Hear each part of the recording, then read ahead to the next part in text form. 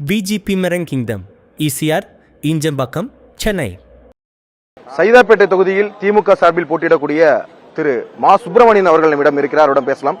Sir வணக்கம். மூன்றாவது முறையா திமுக உங்களுக்கு இந்த தொகுதியில் போட்டியிட வாய்ப்பு கொடுத்திருக்காங்க. கடந்த 10 ஆண்டுகள்ல இந்த தொகுதிக்கு என்னென்ன நலத்திட்டங்கள் கொடுத்திருக்கீங்க? வரக்கூடிய தேர்தலில் வெற்றி பெற்றா என்னென்ன நலத்திட்டங்கள் பொதுமக்களுக்கு கொடுக்கிற வாய்ப்புகள் இருக்கு? சைதை தொகுதியை பொறுத்தவரை 5 ஆண்டுகள் எதிர்க்கட்சியின் சட்டமன்ற உறுப்பினராக இருந்தபோது சைதாப்பேட்டையில் கலைஞர் கணினி கல்வி மையம் என்கின்ற ஒரு அமைப்பு உருவாக்கப்பட்டு சைதை தொகுதியில் இருக்கிற ஏழை இளைஞர்களுக்கு கணினி கல்வி கற்றுக் கொடுக்கப்பட்டு அவர்களுக்கு வேலை வாய்ப்பும் பெற்றுத்தரப்பட்டிருக்கிறது.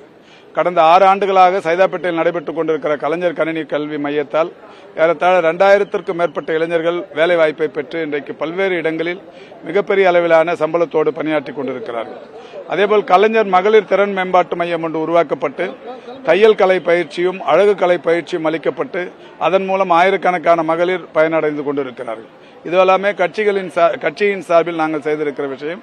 அதையும் கடந்து சைதாப்பேட்டையில் இருக்கிற மழைநீர் வடிகால்வாய்கள் அமைக்கிற பணிகளாக இருந்தாலும் சாலை அமைக்கிற பணிகளாக இருந்தாலும் அடிப்படை தேவைகள் முழுமையாக நிறைவேற்றப்பட்ட தொகுதியாக இருந்து கொண்டிருக்கிறது. இவைகளை கடந்து உலகிலேயே ஒரே வளாகத்தில் குழந்தைகளுக்கான உலகின் மிகப்பெரிய மருத்துவமனை, வயது மூத்தவர்களுக்கான இந்தியாவின் பிரத்யேக மருத்துவமனை, தமிழ்நாட்டில் மிக சிறந்த ஒரு மல்டி ஸ்பெஷாலிட்டி ஹாஸ்பிட்டல் போன்ற ஒரே வளாகத்தில் இத்தனை மருத்துவ கட்டமைப்புகள் உலகிலேயே ஒரே இடத்தில் அமைய பெற்றிருப்பது என்பது சைதாப்பேட்டை என்கின்ற வகையில் அது இன்றைக்கு மக்களின் பயன்பாட்டில் இருந்து கொண்டிருக்கிறது.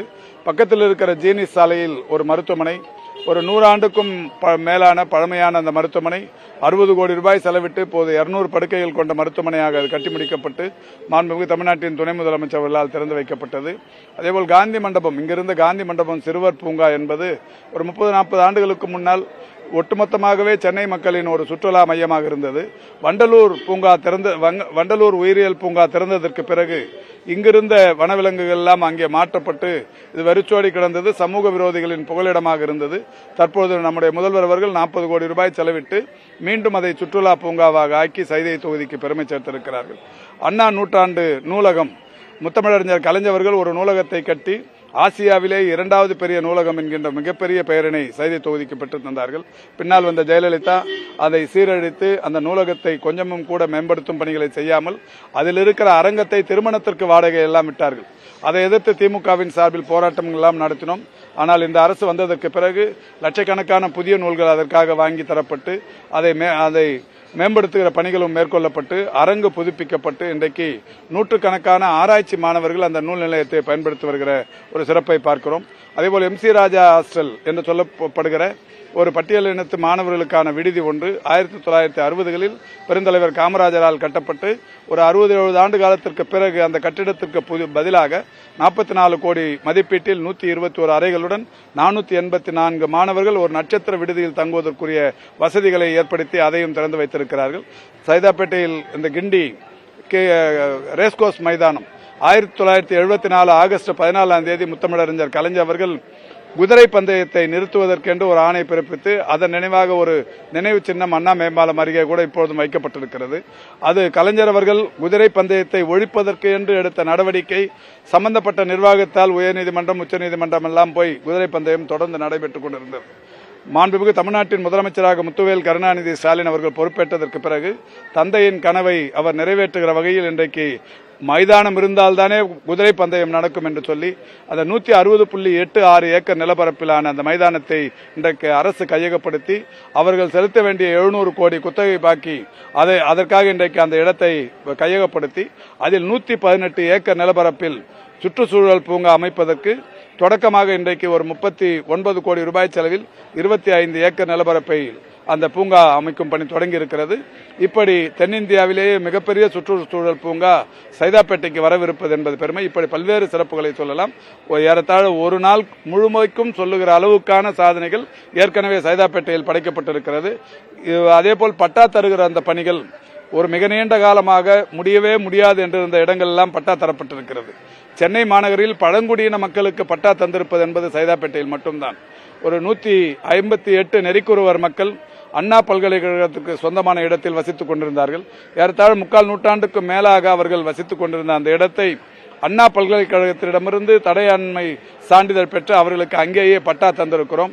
சென்னையிலேயே பழங்குடியினருக்கான பட்டா தந்திருக்கிற ஒரே இடம் இன்றைக்கு ஜிப்சி காலனி என்கின்ற பகுதி கோட்டூரில் இருக்கிறது. அதேபோல் பல்வேறு இடங்களில் அரசு பண்ணை, சைதாப்பேட்டையில் நத்தம் புறம்போக்கு என்கின்ற பகுதியில்தான் ஒரு 28 பெரிய தெருக்களை சேர்ந்தவர்கள், அதாவது ஒரு கால் பகுதி சைதாப்பேட்டை நத்தம் புறம்போக்கு இடம் என்கின்ற அளவில் இருந்தது. மாண்புமிகு தமிழ்நாட்டின் முதலமைச்சர் அவர்களிடத்தில் சொல்லி அந்த நத்தம் புறம்போக்கு இன்றைக்கு ரயத் வாரியாக மாற்றப்பட்டு பட்டாக்கள் வழங்கப்பட்டிருக்கிறது. பட்டாக்கள் பெற்று மகிழ்ந்து கொண்டிருக்கிறார்கள். இப்படி ஏராளமான நிகழ்வுகள் சைதாப்பேட்டையில் நடைபெற்றிருக்கிறது. இந்த 5 ஆண்டுகளில் கஞ்சா புழக்கம், போதைப் பொருள் புழக்கம் தமிழ்நாட்டில் அதிகமா இருக்குது. மருத்துவ பணியிடங்கள் போதிய அளவில் நிரப்பப்படலங்கிறது எதிர்க்கட்சிகளுடைய குற்றச்சாட்டா இருக்கு. இதை திமுக எப்படி கையாளுது? தேர்தல் எங்கேயாவது ஒரு இடத்துல மருத்துவ பணியிடம் சொல்றவங்களை கூட்டு வந்து காட்ட சொல்லுங்க. கஞ்சாவையும் போதை வஸ்துக்களையும் பற்றி பேசுகிற இந்த உத்தமர்கள், இந்த பான்பராக்கு, குட்கா, இந்த மாதிரி கஞ்சா இதில் எந்த அளவுக்கு அது ஊழலில் திளைத்தார்கள் என்பதை நாடு நன்கறியும். வழக்கு இருந்து கொண்டிருக்கிறது. நம்முடைய மாண்புமிகு தமிழ்நாட்டின் முதலமைச்சர் அவர்கள் எதிர்க்கட்சித் தலைவராக இருந்தபோது போதை, குட்கா போன்ற இந்த வஸ்துக்கள் இளைஞர்களை பாதிக்கிறது, இது சென்னையில் தாராளமாக கிடைக்கிறது என்று முதல் நாள் சட்டமன்றத்தில் சொன்னார். உடனடியாக அன்றைய முதல்வர் எடப்பாடி பழனிசாமி அதெல்லாம் எங்கேயும் இல்லை, எங்கேயாவது இருந்தால் சொல்லுங்கன்னாரு. அடுத்த நாளே 21 சட்டமன்ற உறுப்பினர்கள் சென்னையில் கிடைக்கிற அந்த போதை வஸ்துக்களை டிஸ்பிளே சட்டமன்றத்தில் காட்டினோம்.